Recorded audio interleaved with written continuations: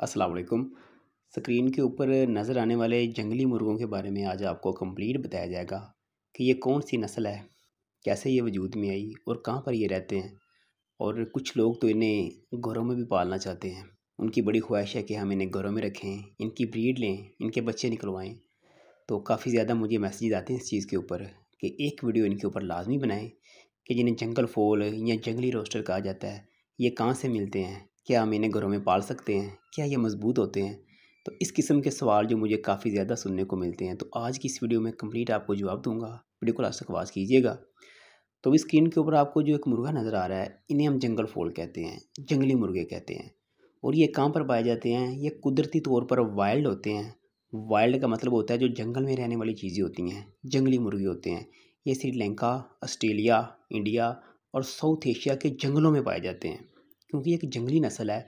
और ये खुले आज़ादाना तौर पर जंगलों के बीच घूमते हैं, अपनी ब्रीडिंग करते हैं, अपनी नस्ल आगे बढ़ाते हैं। दाना तो उनका जंगलों से ही हासिल करते हैं और जंगलों के अंदर ही ये रहते हैं।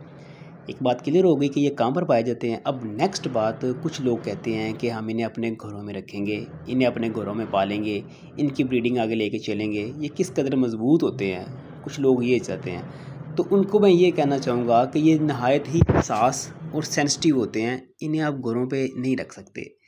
थोड़ी सी बीमारी अगर इन्हें लगे या कुछ भी हो तो ये फ़ौरन स्ट्रेस में चले जाते हैं। इन्हें स्ट्रेस इतनी जल्दी आता है कि इनकी अमवात हो जाती है। एक चीज़ जो खुले तौर पे रहती हो, आज़ादाना तौर पे रहती हो, आप उन्हें कैद नहीं कर सकते। कैद करके आप उन्हें घरों में नहीं रख सकते।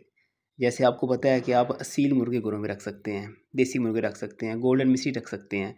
बेसिकली ये भी मुर्गे ही हैं, लेकिन डिफरेंट इनमें ये आता है कि ये जंगली हैं, ये वाइल्ड हैं। और अगर आप इन्हें कैद करके अपने घर में रखेंगे तो ये स्ट्रेस में आ जाएंगे। इसलिए आप इन्हें घर में घरेलू पैमाने पे रख नहीं सकते। अगर आप रख भी लेंगे तो ये आप इन्हें सर्वाइवल नहीं कर पाएंगे। ये कुदरती तौर पे जंगलों में फिरते हैं, वहीं पे ब्रीडिंग करते हैं और वहीं पे ये रहते हैं। अब दूसरी बात हम शुरू करते हैं, ये कितने मजबूत होते हैं। क्या हम इनकी फाइट अपने असील मुर्गों के साथ करवा सकते हैं, इनकी लड़ाई उनके साथ करवा सकते हैं? तो बिल्कुल भी नहीं। ये इतने सेंसिटिव होते हैं कि एक छोटी सी ज़रब, एक असील मुर्गे का छोटा सा पंजा, छोटी सी ज़रब इन्हें लग जाए तो इनकी इम्यूनिटी हो जाती है। इनके जोड़ बिल्कुल नहायत कमज़ोर होते हैं, बिल्कुल कोई पक्के जोड़ नहीं होते। ये अपने दफा के लिए अपने कील इस्तेमाल करते हैं, जो तस्वीर में आप देख सकते हैं। ये अपने कीलों का इस्तेमाल करते हैं लड़ने के लिए, जो बहुत ज़्यादा नुकीले और तेज़ धार होते हैं। तो अगर किसी एक रोस्टर की दूसरे के साथ फाइट हो जाए तो कीलों का इस्तेमाल करेंगे दूसरे को ज़ेर करने के लिए। तो अगर इनका मुकाबला आप असील के साथ करें तो बिल्कुल भाई, इनका मुकाबला असील के साथ बिल्कुल भी नहीं बनता। असील मुर्गा एक लेवल होता है, उसका एक नाम होता है। तो अब रही बात कि क्या हम इसका असील के साथ क्रॉस करवा के हम कोई नस्ल ले सकते हैं, कि कोई अपने पास से ही नस्ल बना सकते हैं? तो बिल्कुल यू आर राइट कि आप जंगली रोस्ट को किसी असील मादी के साथ लगा के, जो प्योर मादी होती है, जिसे पाकिस्तानी असील मादियाँ होती हैं, उसके साथ आप जंगली रोस्टर को लगा दें तो जो बच्चे आपको मिलेंगे वो टरले होंगे।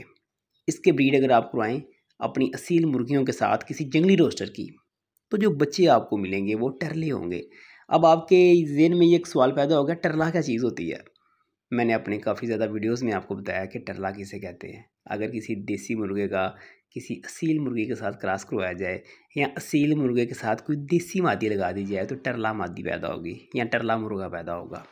तो इसी तरह स्क्रीन के ऊपर जैसे आपको इस वक्त बड़ा खूबसूरत एक जंगली फॉल रोस्टर नज़र आ रहा है, इसको आप अपने घर में, जो आपके पास मियाँ वाली की मादी है या कोई असील मादी है, उसके साथ अगर आप लगाएं तो आपको जो एक नस्ल मिलेगी वो अजीब ही नस्ल बनेगी। वो ठीक है, वो एक अजीब ही नस्ल बनेगी। लोग आपसे देखेंगे, पूछेंगे भाई ये क्या चीज़ है, ये क्या नस्ल आपने वजूद में लेके आए हैं। ठीक है, क्योंकि जो वाइल्ड मुर्गे होते हैं, वाइल्ड रोस्टर होते हैं, ये जंगलों में अच्छे लगते हैं, जंगलों में आज़ादाना फिरते हैं, घूमते हैं। और हाँ, जो हम घरों में मुर्गे रखते हैं उन्हें हम जल्दी पकड़ सकते हैं। उनकी छलांग या उनकी जो उड़ने की रफ्तार है वो उतनी बड़ी नहीं होती। और ये जो जंगली रोस्टर होते हैं, इन्हें पकड़ना बहुत ही मुश्किल है। अब आपके ज़हन में ये सवाल आ रहा होगा कि आप जंगल में जाएंगे, आराम से इन्हें पकड़ के ले आएंगे। ऐसा बिल्कुल भी नहीं है। ये दोस्तों यहाँ से अगर उड़ते हैं तो कम से कम 20-25 कदम ये उड़ते ही जाते हैं। अब आप अंदाज़ा कीजिए, आपका एक कदम और इनके 25 कदम बनेंगे, इतना उड़ के ये चले जाएंगे दूर। आप इन्हें पकड़ नहीं सकते, ये बहुत उड़ते हैं हवा में। इनका अगर किया जाता है तो हंटिंग के साथ इनका शिकार किया जाता है, शिकार करके आप इसे पकड़ सकते हैं। वैसे ज़िंदा अगर आप देखें तो इन्हें पकड़ना बहुत ही मुश्किल है। और ये रहते जंगल में, ये रहते कहाँ पे हैं? क्या इनके कोई केज होते हैं, कोई पिंजरे होते हैं? ये भी सवाल आपके ज़हन में होगा। तो इनके केज पिंजरे नहीं होते, ये जंगलों में दरख्तों के ऊपर रहते हैं।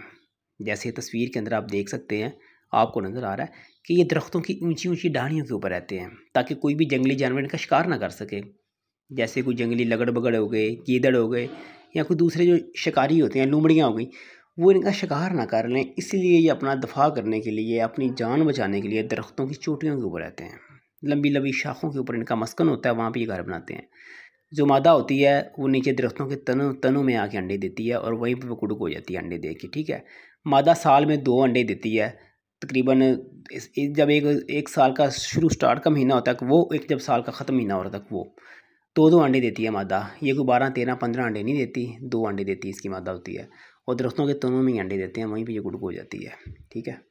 तो ये थी आज की डॉक्यूमेंट्री जंगल फॉल के ऊपर, या रोस्टर के ऊपर, या जिसे हम कहते हैं जंगली मुर्गे कहते हैं उनके ऊपर। ये हमारी वीडियो थी।